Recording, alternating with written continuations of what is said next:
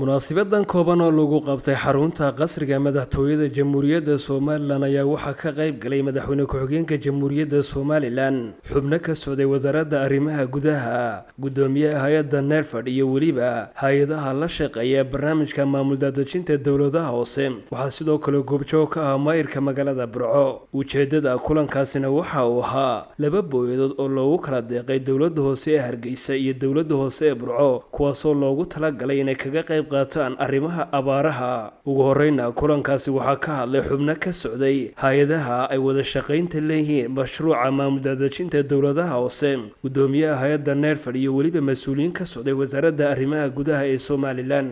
maanta waxaan u joognaa sida sakriye ka dhawaajiyay inaynu dawladaha hoose Hargeysa iyo Burco ku wareejino laba booyadood oo loogu talagalay inay wax ka tarto masiibooyinka nagu soo noqnoqonaya abaartu kow ka tahay kaasoo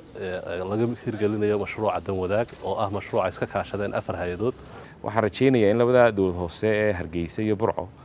ay runtii arrintan si wanaagsan ugu shaqeyn doonaan dadkeena baahan ee haraadan ee abaartu saameysana u noqoto xal kooban xal weyn noqon mayso laakiinse qayb ka mid ah halka biyaha lagu dhaaminay noqoto waa munaasabad qiimo leh oo maanta aynu ku wareejinayno laba booyadood oo loo kala iibiyay degmada Hargeysa iyo degmada Burco oo runtii ka soo dhex baxday mashruuca dan wadaag oo loogu talagalay maamul daadejin in lagu sameeyo dhinaca maartay aafooyinka dabiiciga ah ee mar walba dhacaya waynu ognahay sanad walba waxa dhaca abaaro ama duufaano ama wax la mid ah daadad oo mar walba joogtay inagu ah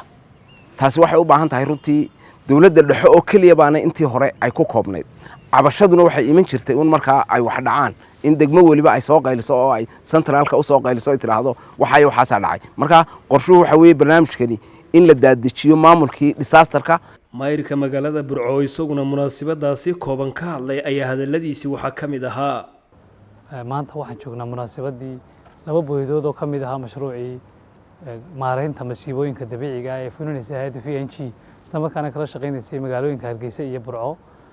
kuwaasoo markii ay timi abaarta daran ee ku soo noqnoqday deegaanka ay karteen aanana waan ka codsanay in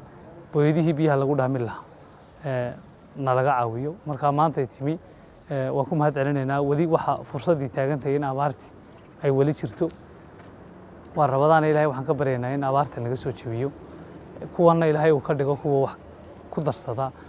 gurmadka abaaraha loo fidinayo waxaan la qaadinaa dawlad hoosana ilaalin doono sidaan u dalbanayna aan uga manaafacaadsan doono haddii ilaahay ka dhigo madaxweyne ku-xigeenka jamhuuriyadda Soomaaliland mudane Cabdiraxmaan Cabdilaahi Ismaaciil Saylici ayaa kula dardaarmay mas'uuliyiinta lagu wareejiyay booyadahaasi inay u adeegaan meelihii loogu talagalay gaar ahaan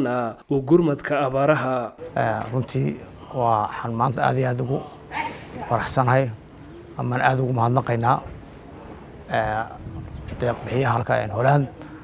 soo marisay deeqdani hay'adda VNG iyo CARE iyo hay'adaha isku kaashadeen mashruuca dan wadaag runtii oo dhawaan bilaabmay oo muddo sanad ka yar socday runtii oo gaar ahaan lagu tijaabinayo arrinta disasterka ama maareynta aafooyinka dabiiciga lagu tijaabinayo labadii degmo ugu horeysay dalka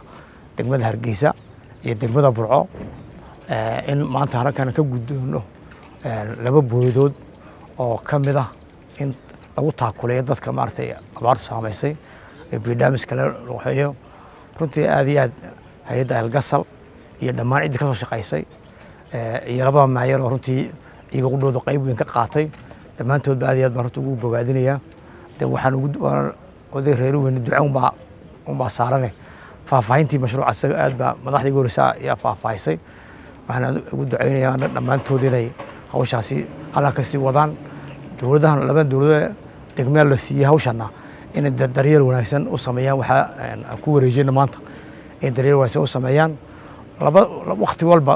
way jirtaa arrinta kollaa barbay aynu ka shaqeynaa oo dadka biyaha loogu dhaamin kolka barwaaqadana in dheeraynta magaalooyinka iyo maartay ay ka shaqeeyaan waxaasoo dhan waxa ka mid yihiin ka hortagga maartay ama u diyaargarowga maareyn aafooyinka dabiiciga in dhir badan laga sameeyo magaalooyinka laga sameeyo in maartay maxay